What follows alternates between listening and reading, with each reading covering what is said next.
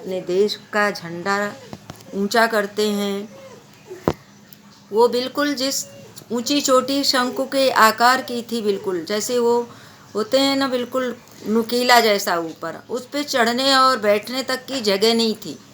वो उसको वहाँ से बर्फ़ को काट करके घुटने टेक कर उस पर बैठी है और वहाँ पर पूजा की, हनुमान चालीसा, दुर्गा माँ की पूजा करके उनके फ़ोटो वगैरह वहाँ रखे और वहाँ पर अपने देश का झंडा लहराया। आज वो बछेंद्री पाल, जो इनका जन्म, इनका इतिहास, इनके बारे में जानना आप लोगों को बहुत ज़रूरी है, जो मैं पहले ही बता चुकी हूँ कि ये जो है एवरेस्ट पर सर्वप्रथम पहली भारतीय महिला है जो एवरेस्ट के शिखर पर सर्वप्रथम पहुंची और अपने देश का झंडा फहराया। और इनके बारे में थोड़ा जानना ज़रूरी है कि ये कौन थी, इनका जन्म कब हुआ, वो हम बता ही चुके हैं। आपके बुक में लिखा भी है, पढ़ लेना। उत्तरांचल के चमोली ज़िले में 24 मई 1954 को इनका जन्म हुआ और इनके माँ हंसा देवी नेगी पर्वतारोही होते हैं, पर्वत पर रहते हैं। ये लोग 6 महीने पर्वत पर रहते थे, 6 महीने निचले हिस्से में आ जाते थे। और ये इनके पिता किशन सिंह पाल, ये अपने पिता की तीसरी संतान थी और ये बहुत गरीब थे, पढ़ाई का खर्च नहीं उठा सकते थे इनके पिता। ऐसी विषम परिस्थितियों में भी इन्होंने एमए किया संस्कृत से। और फिर अब आप लोग कहते हो हिंदी संस्कृत पढ़ने से, इसका ये मतलब नहीं होता है बच्चों।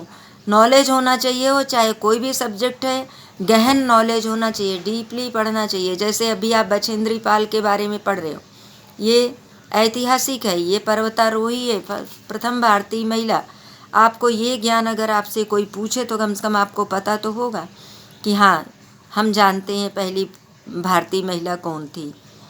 तो इन्होंने समर्पण होना चाहिए किसी काम को करने के लिए, और चाहे कुछ भी हो। जैसे आप क्लास भी अटेंड कर रहे हो तो समर्पित भाव से पूरा ध्यान आपका यही होना चाहिए, यहाँ के सिवा और कहीं नहीं।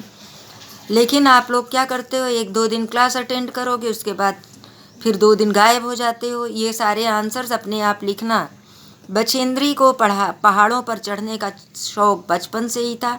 इनके भाई पर्वत पर चढ़ने का शौक़ रखते थे। इन्होंने अपनी बहन को प्रेरित किया जबकि छोटे थे, परंतु उन्होंने कहा कि ऐसा कुछ नहीं है कि लड़कियां या औरतें नहीं करती हैं, सब कर सकती हैं। अगर इच्छा रखो तो सारा काम पूरा हो सकता है। इस प्रकार ये कई लोगों के बेस कैंप, मतलब इनके 4 कैंप बने थे जिसमें लोग रुके थे।